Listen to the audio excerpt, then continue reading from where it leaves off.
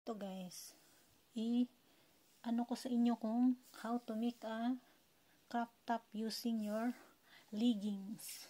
Yung mga leggings na hindi nyo na managamit kasi may mga buslot sa sa may lubutan. At yon, ito yung leggings guys, diba? Tingnan nyo, ipofold mo lang siya guys. So tingnan nyo, diba? I-fold mo lang siya like that. Tapos i-cut mo lang siya ng ganito. I-cut mo lang siya ng from here going there. O diba? Tingnan mong leggings. Yan, leggings yan ha. O yan. I-cut mo lang siya guys. Tapos mo siya i-cut.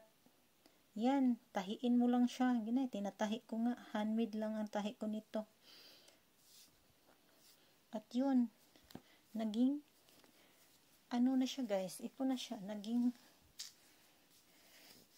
yan na siya guys. Naging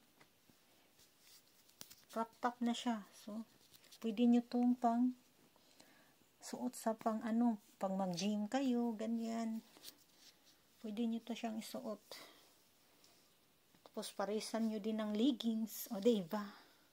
So, yan lang ka-easy guys. So, tahiin nyo lang siya dyan. Yan lang siya. Yan lang siya ka-simple.